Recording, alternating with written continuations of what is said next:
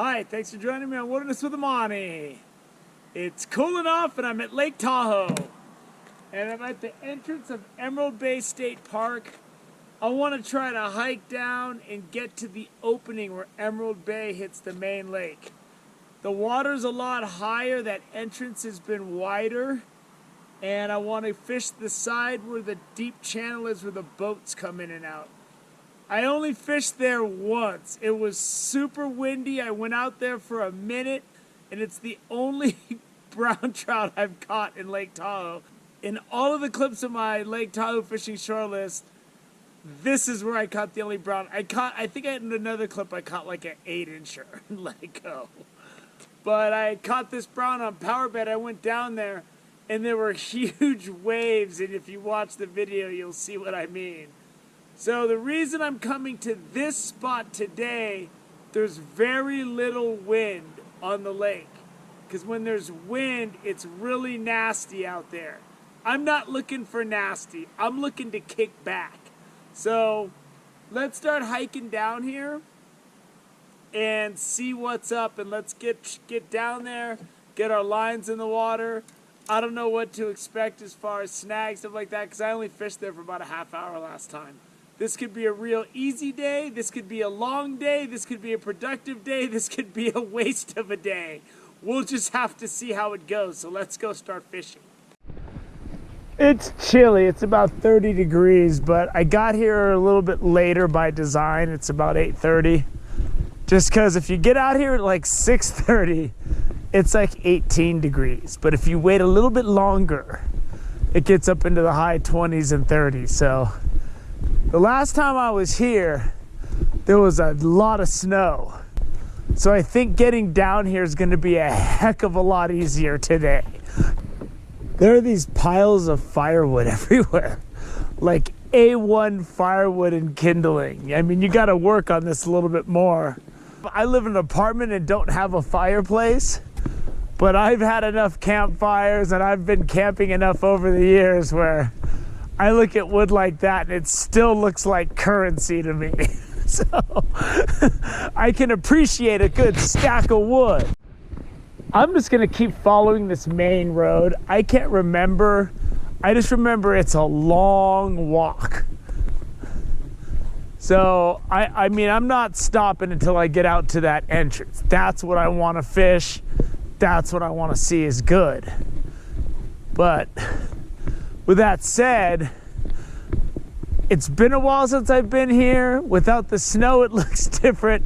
I have no idea where I'm supposed to bank left. The lake is over there, so I don't know. I'm just gonna keep going until I until I can't go anymore, and then I'm gonna go left.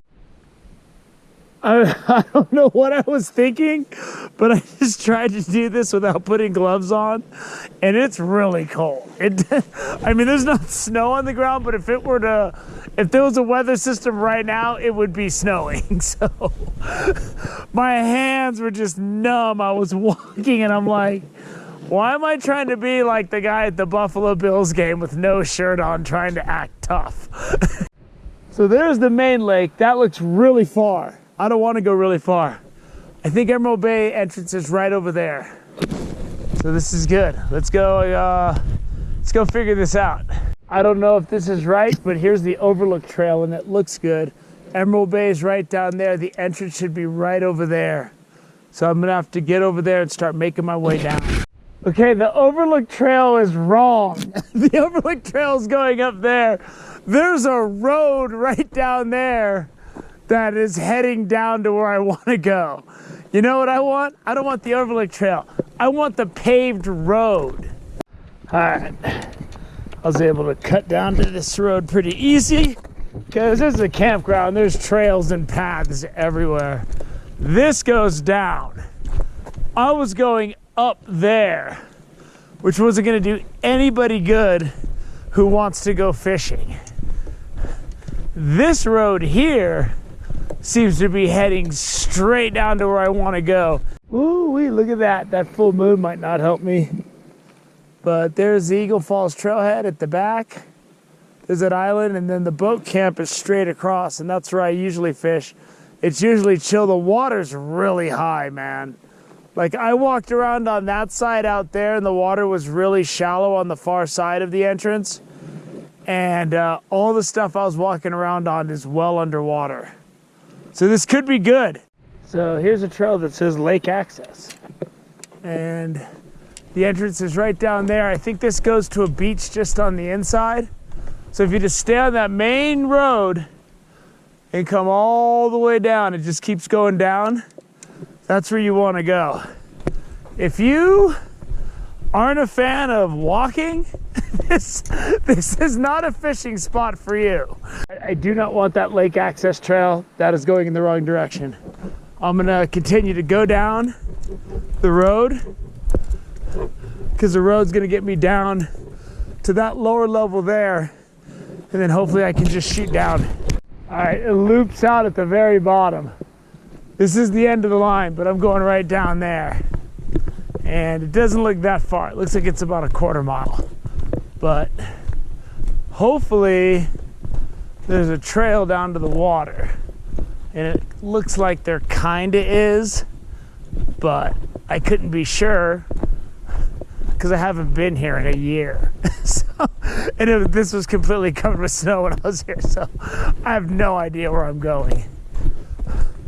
It's a nice campsite, so anywhere that has these boxed out campsites that are level, you know, if they're gonna charge, that's what they should have. I trip on the campsites that have like not that super manicured setup, and they're charging like 30 bucks a night.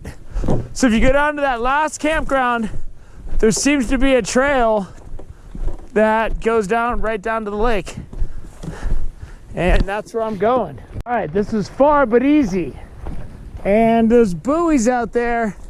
So I guess you gotta stay either on the right side or the left side of that buoy right there.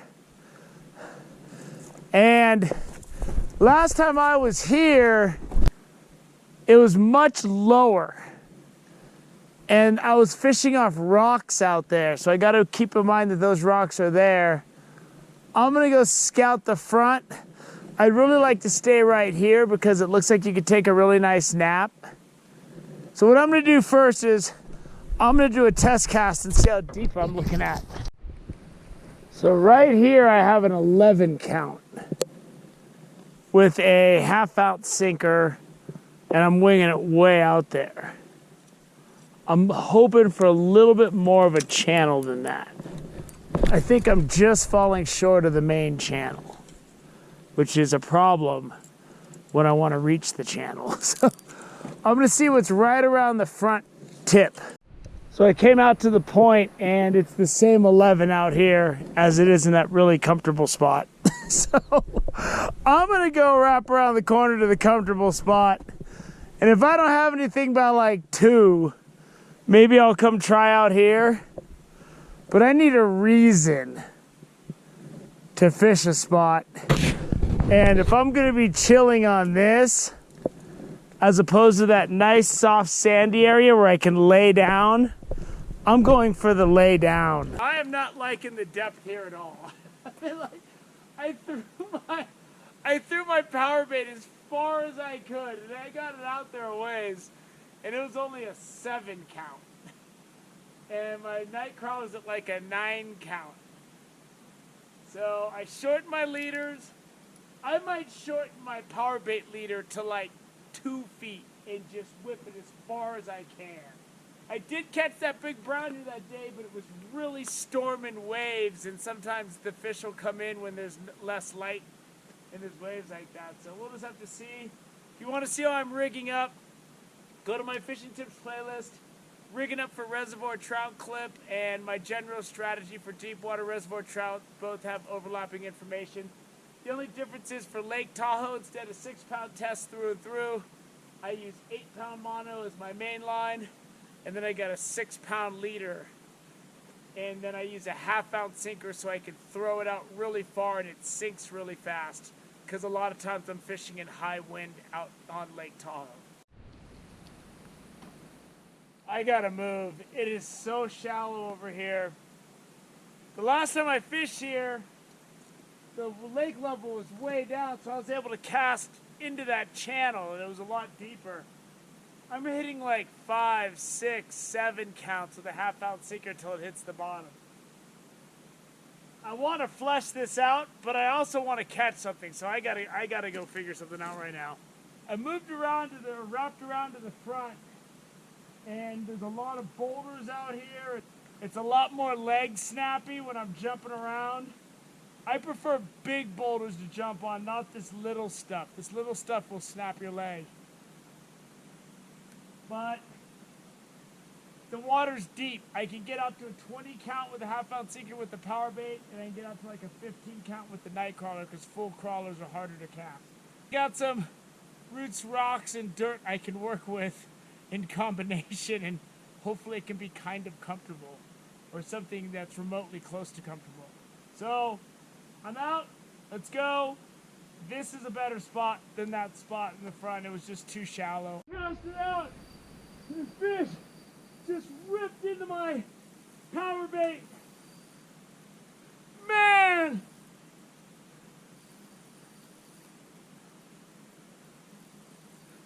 He just ran straight down the line. And I'm not gonna lie, I was sleeping in the dirt like a hog. All right.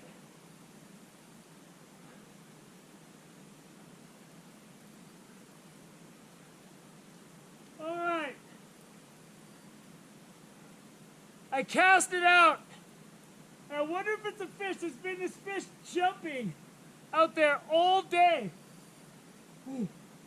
Ooh. He's causing all kinds of problems. I'm not gonna lie, dude. I'm gonna eat you if I get you in the net, so you gotta make your move. Woo! You gotta make your move. I'll make my move. Of course, I got on the 4'6" rod.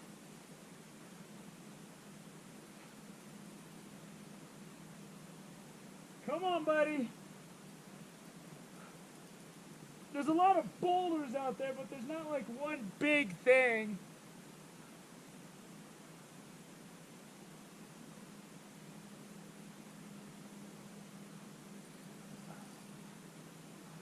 God, this thing has swam all the way down there, all the way over here. It's a nice rainbow.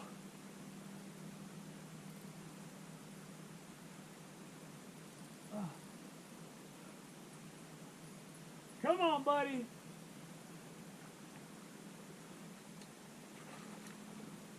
Come on, buddy.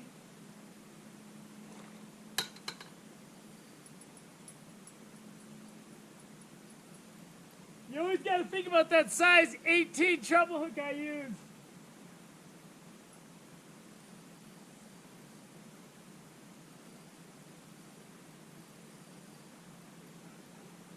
Don't go under that rock. Do not go under that rock. You played well with your move down there, buddy. But let me tell you something. Checkmate. Checkmate. Crap, I got another one. Got another big boy.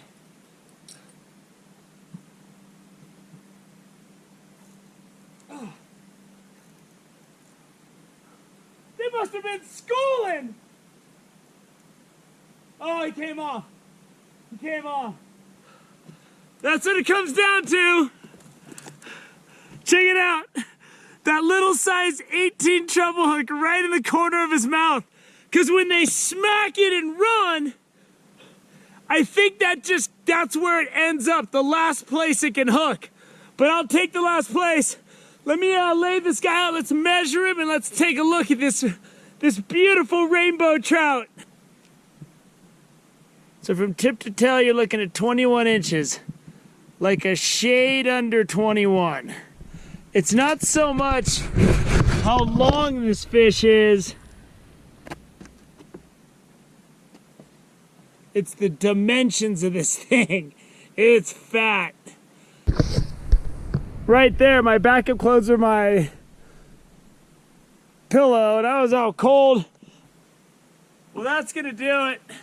My quest for a rainbow panned out, and I was sleeping, man. And I heard that bell go off, and I got up, and when I just grabbed the pole because it was already doubling over, and then I had to go all the way back up there and turn the camera on. And by that time, the fish had run way up the shore that way. I didn't know what was going on.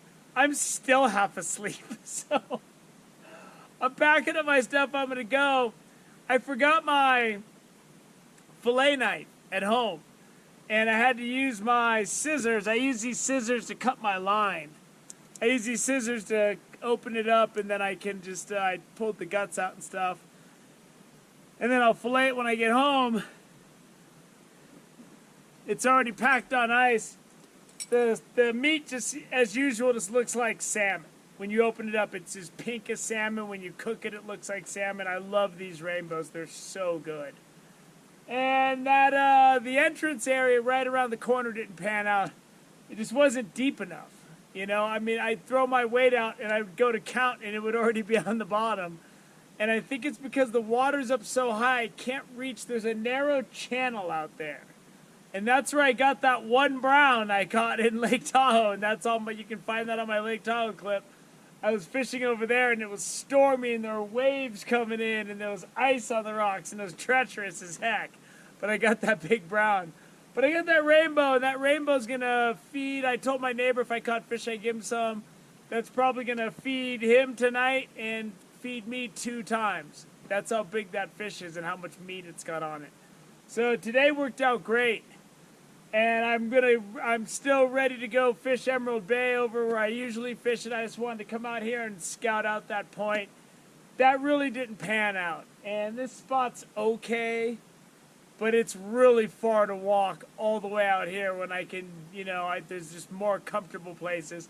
If I go over to Emerald Bay there and go down and do the long walk, there's a sandy beach to lay on and not that dirt. So I was lucky to have the dirt with the way these rocks are. So I hope you enjoyed that big rainbow, man. That fight was awesome. I was loving it. And I'm going to fish a lot of Lake Tahoe this now that it's getting cold. And because I really didn't fish it last winter because it was so much snow. So as long as it didn't start snowing like that again immediately, we're okay. Thank you for joining me on Wilderness with Amani for that beautiful rainbow out of Lake Tahoe that's going to be in my belly within a few hours. Until next time.